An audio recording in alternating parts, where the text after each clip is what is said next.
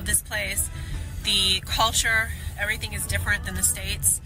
It's pretty interesting to see the food, the produce, everything here is extremely different. When you eat food here, you will not feel like the same. In America, you eat the food there, you feel terrible. Here, you will feel energized, you'll be hungry within 2 hours again. Everything tastes different. So I think I'm gonna have a special friend jump in that lives here. She is originally Canadian born, and she had moved here to Costa Rica, packed up everything, literally no backup plan, and came out here, created a farm, and grows her own produce, you know, has her livestock. Really, really cool. So I think we're gonna meet up with her today. I'm gonna have her talk about how everything that we're seeing, you know, in the world around us, especially in the West, is cultivated because of the culture. So we're gonna go into that. We're gonna talk a little bit about relationships. I'm gonna show you around the market here, show you how the food is. I'm gonna be taking you to some of the sites. So yeah, thanks guys for watching. Make sure you hit that like button and notifications. Let's go.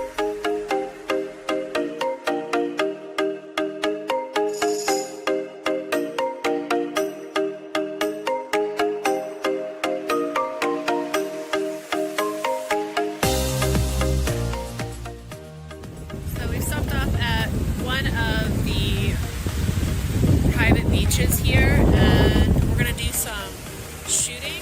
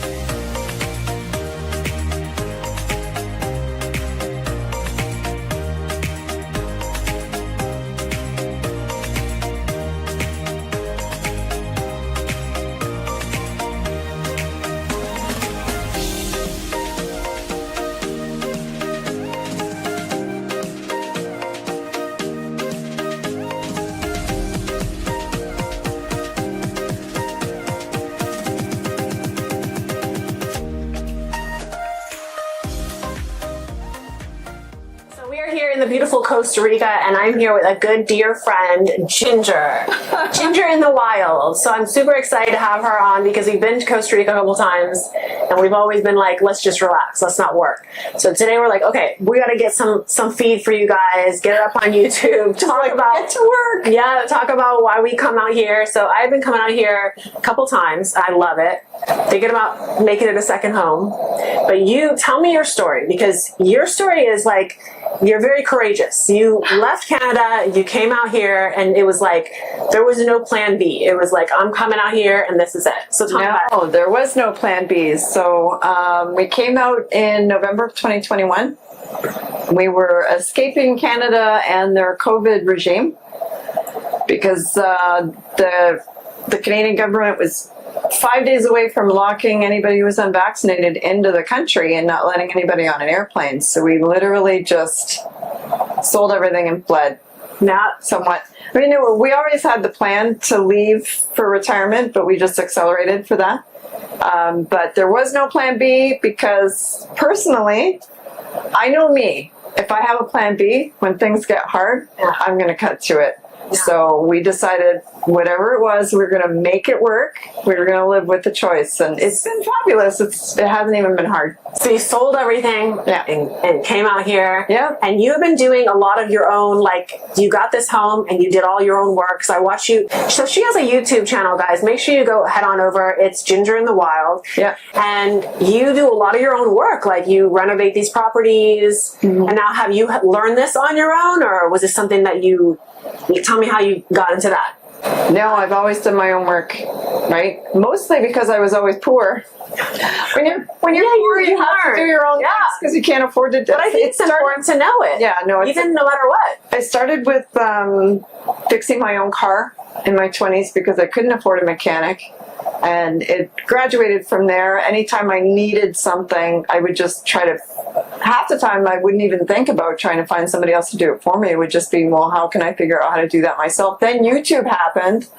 And YouTube was a dream for somebody like me because you can find almost anything. You can learn how to do anything on it. I learned how to weld from watching YouTube videos. I taught myself how to weld from watching YouTube videos and a ton of other things. So my grandfather is very handy.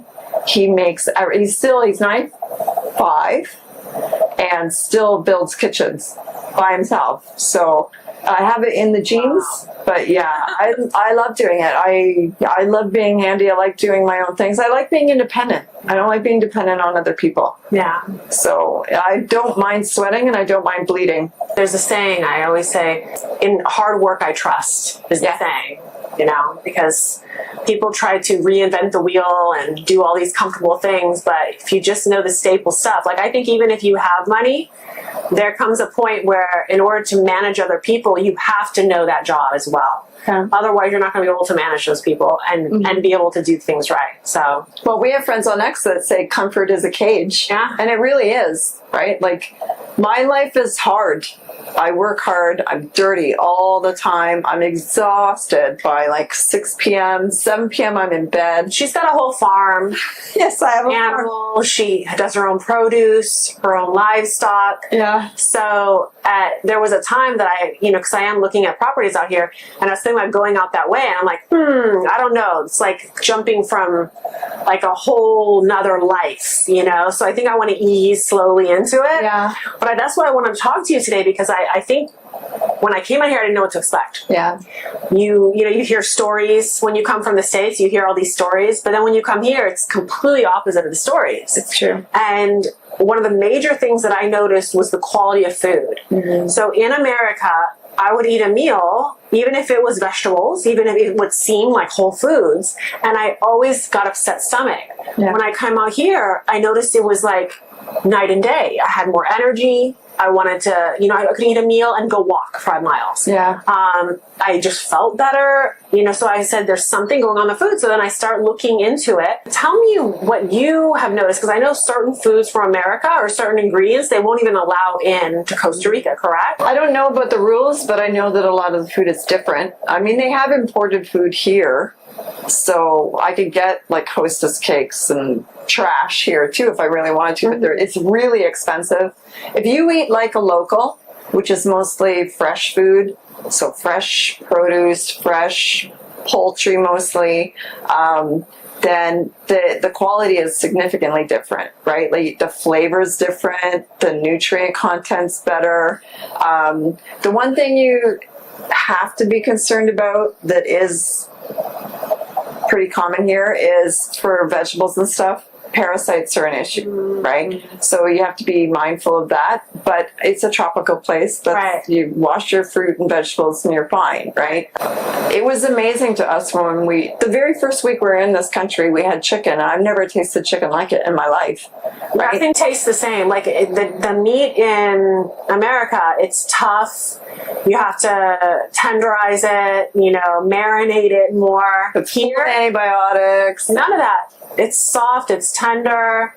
Yeah, night and day. I noticed that right away, and not just that, but it's like it's abundant. Your produce is abundant, and you don't pay what you would in the States for it. Depends what you want, though, right? If you want strawberries, if you want perfect produce, and that's one of the issues that a lot of people, and I'm from Canada, right? So I'm familiar with it, but a lot of North Americans, they've gotten trapped into the idea that everything needs to look perfect, right? So my eggs are covered in duck poop and feathers, right? And I don't care because they're nutritious and they're delicious because I raise ducks. And your vegetables, all the vegetables here are ugly. Right, and yet they're the kind of thing even look the they same. Wouldn't even make it to the shelf in North America because they would squash throw looks those away. Lemons look different. Yeah, everything's ugly. It's lumpy, right? It's imperfect, but that's the way things grow in nature. When they grow it to be this pristine thing, it's completely manufactured and engineered, and usually the flavor suffers and definitely the nutrient profile suffers.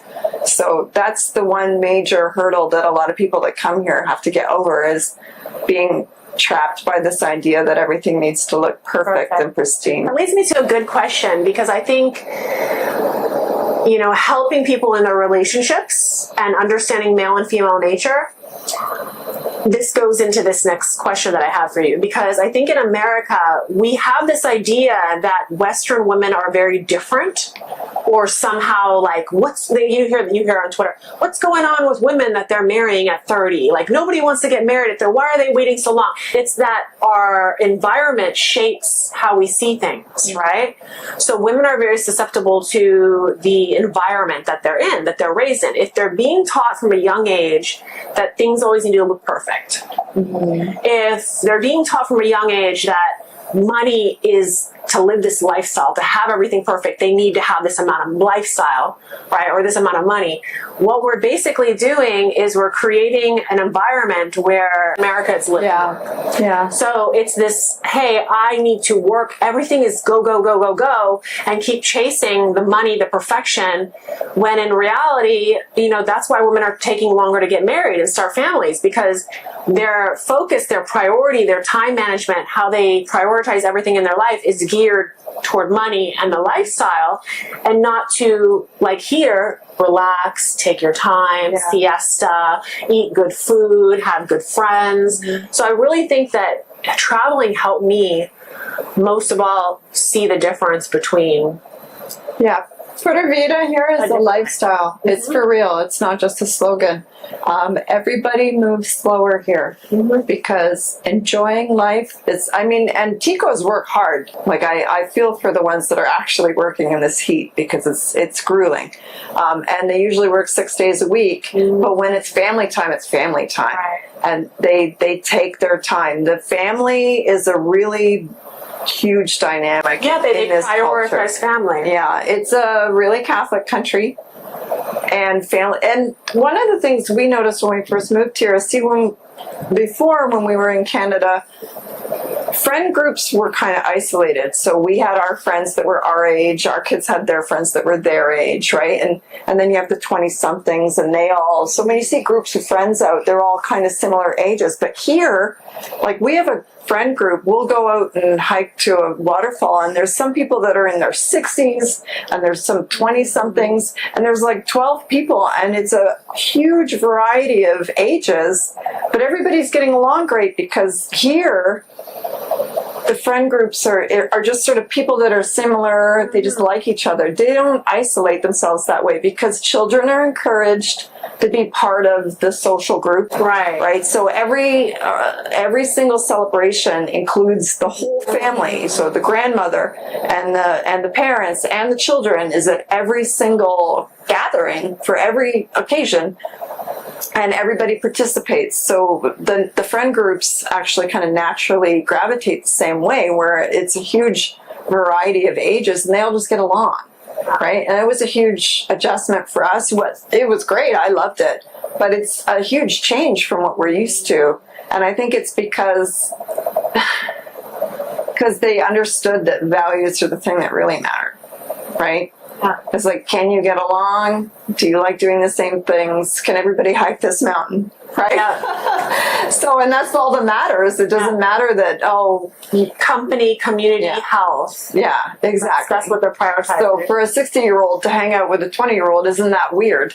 Exactly. Because here it's sort of like, well, that's my friend or my neighbor. Everybody just, it's more community based, Yeah. right? And I also noticed too, when I was in the gym, that for the first time ever, I was in a sea of fitness women or fit girls who took care of their bodies. Obviously, the gym was packed full of women, and they wore cute clothes and wore, cute little leggings and stuff. In America, I don't see that. I'll be the only woman in a sea of men in a weightlifting room. So I thought that was also very unique. And the only thing I could think of is that we are not constantly, in other countries outside of US, we are not constantly telling them that body positivity or obesity is okay. Yeah. Like, we are women here, you see young women with older gentlemen. You see, like, it's like, it's okay for a young girl to want to be desirable to a man. In America, I feel like women are, hey, I'm the man now.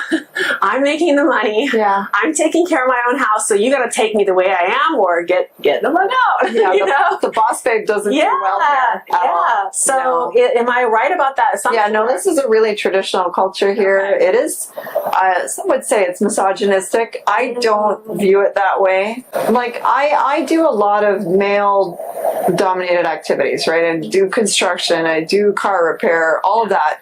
And even though I am in a very misogynistic culture, I go to the hardware store and all of those dudes are totally cool with me. They're all helpful. They respect me. It's all about your attitude. And here, I find that's what drives things more than anything, right? Like, they're paying attention to how you treat people. Your values matter. But I find that here, the people are just so friendly. As long as you're a nice person and you're courteous to everybody, that stuff doesn't matter as much. Yeah, right? I think They just the care about word community. itself has been watered out. It's been overused. It's been improperly used. I think that for the most part, it's like men. I've never had a problem ever with men. No. I've never had men treat me poorly or anything. Even in the States, I've never even had a problem. So when I hear people saying, well, how come guys don't open up the door for you or pedal the chair? I've never had that problem. I think it all comes down to how you direct the energy. Like, are you smiling? Are you looking at that person in the face saying thank you? Like, when a man opens a door for me, I'm saying thank you. I really appreciate that. Was super kind of you. Yeah. Or are you just walking through the door and not saying anything? Or worse, give them shit for it. Yeah. So I agree. I think the word is being misused. I think there is a point where somebody can treat another person. There's toxic people. Yeah, But as for toxic masculinity, I just don't believe it. No, I mean, if there is any really, it's small little pockets. But a lot of things that get labeled that way are not that way. Like, for example, I could go into the hardware store and they're going to give me instructions on how to adjust my welder so I can get my beads right. And they don't have any problem helping me but God forbid I try to carry my bag of cement to my own car, right? They're like, oh, no, you're not. I'm carrying that for you. It's like, that's fine. I'll take that. I'll take the help, right? So you get a little bit of the best of both worlds. They'll treat you you get back what you put out. Yeah. That's really that comes down to, like, why I said I think that people become products of their environment. Yeah. It comes back down to that. It's not that women are a certain way. It's that they're a product of their environment. They're very susceptible to it. So wherever they are, what they're being taught, what they're learning from a child is molding how they see life, how they treat others that they come about. And I think in places like this, even traveling around the world, so every time I leave the States and I come other places, it opens up my eye up to how our culture dictates everything. Our dress, our food, our health, how we treat each other, dating, relationships, marriage, family. So I would, if you're watching, I would encourage you to travel. It's really an eye-opening experience. Yeah. What has been your biggest challenge here, struggle, with acclimating to the different culture or environment? learning Spanish. Is number one, because I'm 51 and it's really hard to learn a new language that late in life. So that's been the biggest struggle. But culturally, I'd say slowing down, because I'm a very hyper productive person. Like Elon Musk is my spirit animal because I'm the same way, right? I'm like, go, go, go, go, go. And you can't really be that way here. Because, especially if you need to wait on other people for certain things. You have to relax. And when we first came, my husband was very concerned because I have a short temper, right? And I can get very impatient when things, like I want to get straight to the point. So it's true what they say about the redhead. It's true. It's true. But so he was very concerned that that was going to be a very hard adjustment for me, that I was going to have a lot of frustration. I took it better than I expected. Because when we moved here, I made the conscious decision that I was going to make myself relax, right? Like we were retiring early to a beautiful place where it was easy enough.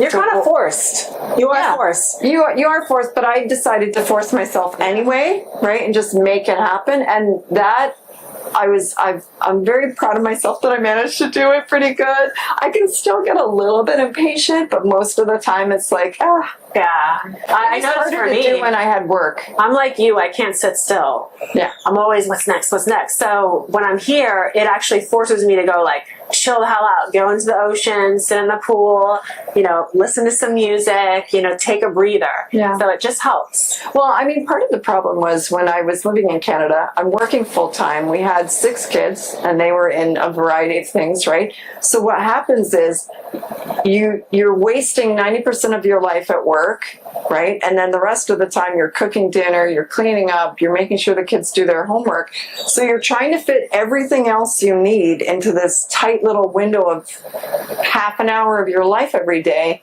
And it gets really easy to become really impatient and also to feel overwhelmed by it. But here, it's like, no, whatever it is, it can probably wait till tomorrow, it's fine. So that adjustment has been the biggest change in me. It wasn't as hard as I expected it to be, but it's been the biggest change in me.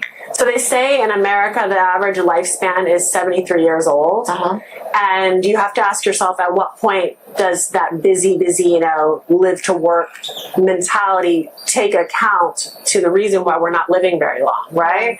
Because if you deduct your work, which is, I think, 31 years, and then your sleeping time, which is 24 years, and then you take away social media and running errands and all the odds and ends taking care of kids, you're only left with actually like 6 years of intentional living, or like leisure time. Sounds like a crime, right? Right?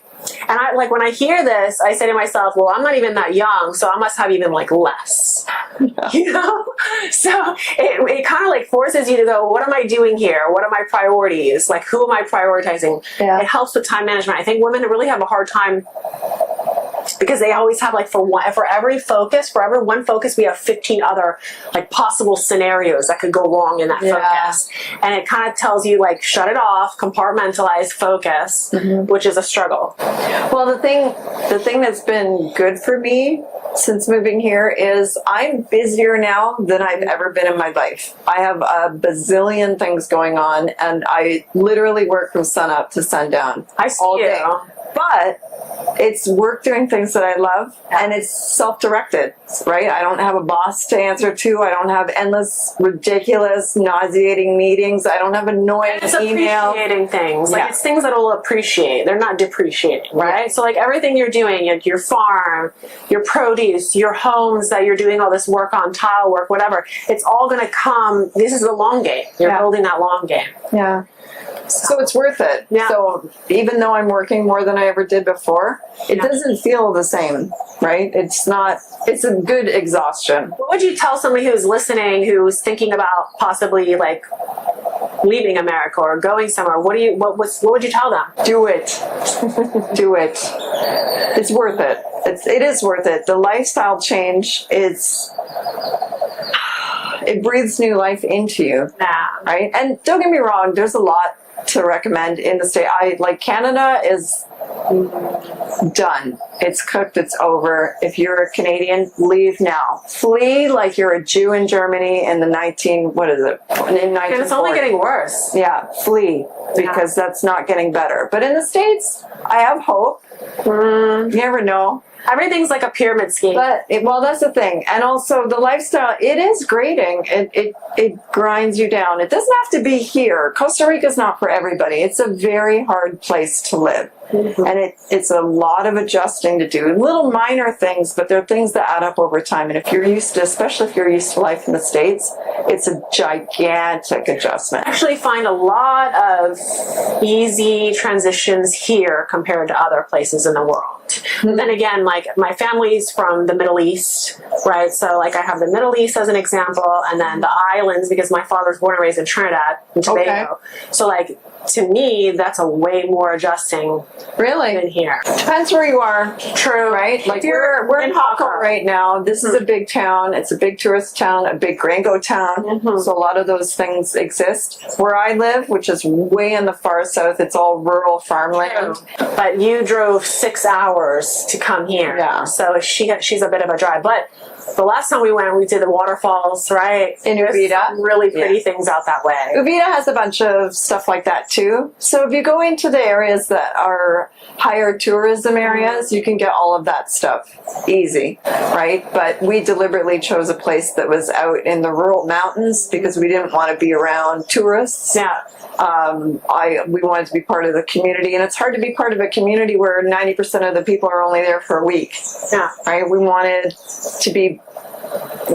a community lifestyle, and it's been amazing. Like where we came from in Canada was in the country. It was a great town, right? It had a really nice community spirit, but still can't even hold a patch to the community that we found here. Before I came here, I had this idea that it wouldn't be safe, but it's very, very safe. I can go walk, take my bike. People are helpful, friendly. Yeah. Costa Rica has a really low violent crime rate. Yeah. I mean, there's quite a few, there's crimes of opportunity here, theft, especially in Like the anywhere. tourist areas, right? Yeah. But the violent crime is very low here, especially, it's one of the lowest in all of Latin America, right? Which is one of the factors that we took into account when we decided where we were going to go, because I didn't want anywhere where I'd have to worry, right? Most of the people who run into problems here aren't using their head. Like everywhere. Yeah, like everywhere, yeah. But the People truth don't is, have discernment and make these weird rules like don't do this or don't do that or don't eat that. I'm like, I eat all those things. I do all those things. I don't have any problem. The problem is you have no balance. yeah. So you take extremes and then you don't have discernment in it, and then you want to just cut it off and restrict it and ban it. Like I laugh at people that do that. Ban this, ban that. You don't need to ban anything. You need to learn self-control. Yeah. Or let the people who have no self-control take care of themselves, right? That's where we are. So guys, go follow her. I'm going to list everything down in the description so you can go subscribe to her YouTube channel. She's got a lot more following than I do. Does really well on the YouTube. And also her Instagram. All that's going to be listed down below. Is there anything you want to tell the viewers? Oh, I guess I better start putting some things on Instagram. You're pretty active on Twitter. Instagram. I love Twitter. X now. Every platform is the same amount of work for me. Okay. The difference with Instagram is that it's a visual platform. Yeah. So the type of content that does well on that platform is not going to do well on Twitter. It's Yeah. not going to do well on YouTube, right? So like everything has to be curated for that. So if you just know what you're shooting and you can curate it, it's pretty much all the same. I'm just lazy. No, you're not. You're far from lazy, girl. You got a really farm, busy. you got a garden.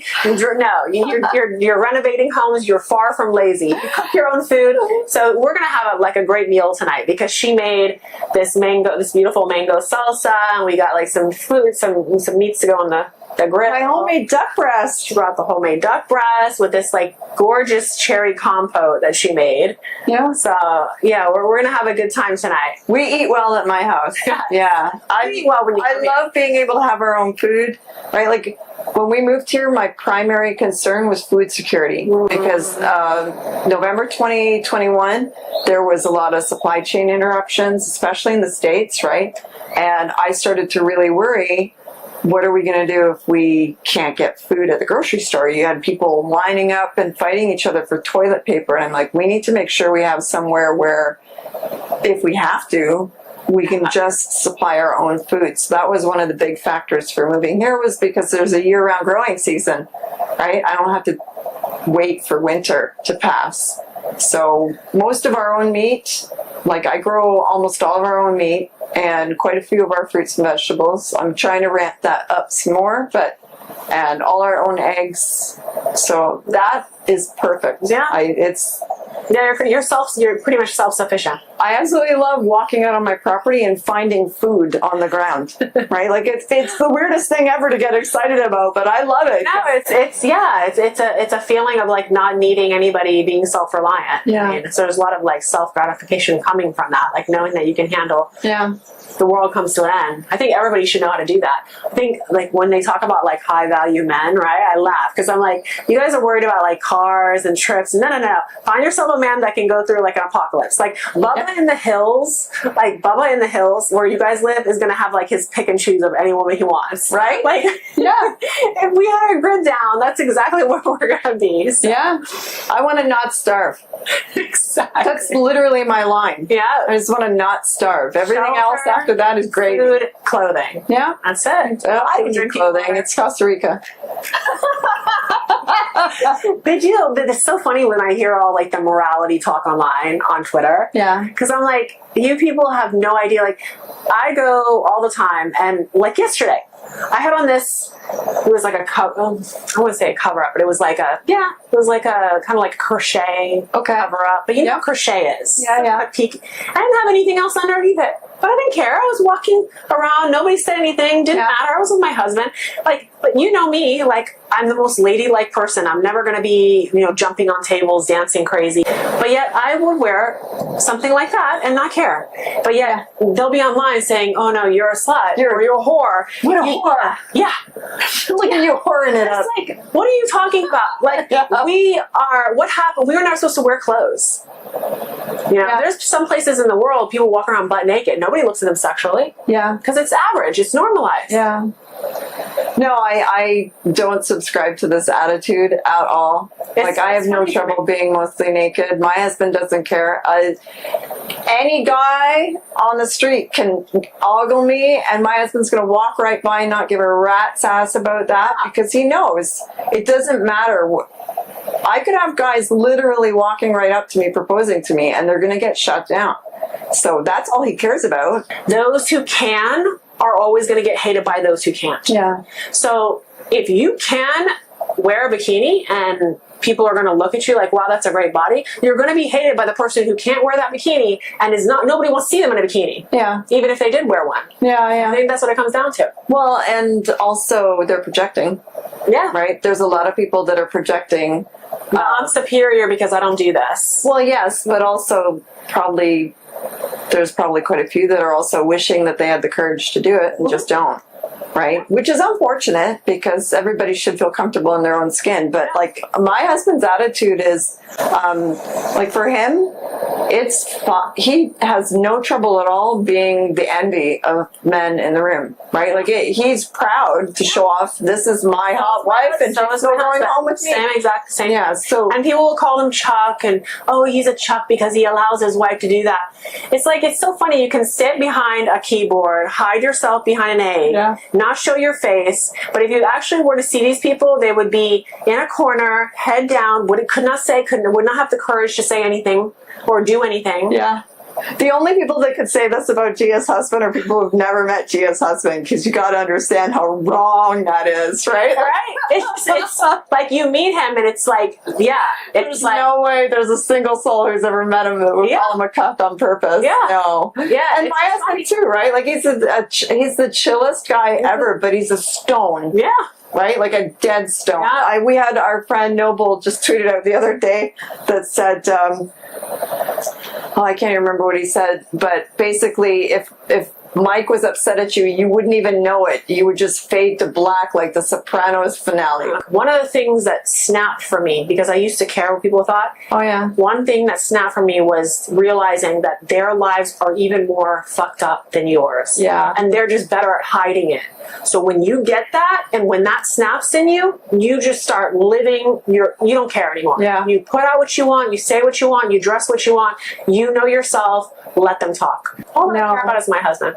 Me too. His opinion is. Right? Like, I could literally walk naked through a room full of people and not a soul could touch me still. Right? He doesn't get jealous because he knows that. Not a soul could touch me. If anybody dared try, like I've had people say, "Would your husband beat this guy up if he hit on you?" And I'm like, my husband wouldn't need to because I'd kick his ass, right? Like my husband doesn't worry because he knows the guy, whoever is going to hit on me, is going to get it worse from me than he'll get from him. That's for sure. Yeah. So, and that's all that matters, right? Like, so I get it. There's people. It all depends on what your values are, but it's not so much. I don't think it's so much a moral thing, right? Like, no, it's because not. the fact of the matter is, it's about how you view things. It's also, I keep telling people that because I did a whole post on that. Mm-hmm. If you don't have dignity and you don't understand how culture and environment shapes what we do, like you're talking into thin air. Like when you talk about, oh, you should change or you should wear on or you should cover up, you could go to some parts, outside of US, right? Go to Africa or wherever, and they walk around bottoms out. Nobody says anything. Nobody cares because that's part of the culture. So I think that if you talk about morality but ignore dignity and you don't talk about how that influences your decisions, it's a moot point. Well, for me, it's also, I can't even tell you how many buttoned up church ladies I know have been sleeping around on their husbands, right? And pastors that sleep around on their wives. It's funny, I keep putting out all these like articles and read-ups about how to keep your marriage and sex life better over time. And all of it comes down to only caring what your husband thinks, right? Because like one of the things I learned in my marriage that women do a lot is they tend to like everything your husband tells you to do. If he wants to be playful with you and he's in the car and he wants to grab your leg or whatever, and you, oh no, don't do that. Everyone's looking, right? You hear the women that how's that going to help your marriage? No. He's going to eventually go, what the heck? He's going to give us fun. He's going to start looking elsewhere. And as soon as the next girl, I don't care who she is, does something playful, he's going to be like, man, why can't my wife be like that? And that's how it starts. So I tell women, you have to walk around naked. Walk around naked as much as possible. Yeah. Be playful. If he negs you, if he bothers you, if he like messes with you, laugh. Learn to laugh at yourself. Mess back, right? I squeeze his butt all the time. That's it. Sometimes quite inconveniently. No. It doesn't matter, right? So the women that have been married that long, this is what I do. There's lots of people that doesn't work in their relationship. The dynamic is, when I say stiffer, I'm not trying to be derogatory, but that's what you know what I mean. And as long as it's working, if everybody's content with that, that's fine. But if has to work with you. If there's trouble, right? If you're not feeling desired, or your husband's starting to indicate that he's not feeling desired, you need to do something to shake things up. And sometimes that means stepping outside of your comfort zone. I'm gonna go have fun because we don't want to work all day. No. I just want to make sure I get this girl finally on this YouTube channel and, tell you a little bit about why this place is so great, why it's probably going to end up being a second home. And we're going to do this again. We'll do some fun stuff like walking on the beach or showing some of the sights because she's got some really cool little hideout spots.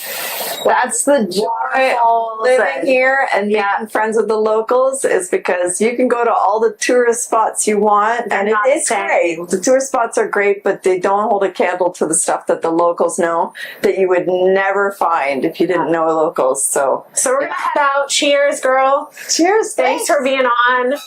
Thanks. We got to go back inside into the air conditioning. It's dying here. We're melting. Or even our ice melted. Okay, guys. Till next time, make sure you like, you subscribe, and you hit those notifications. Bye, guys.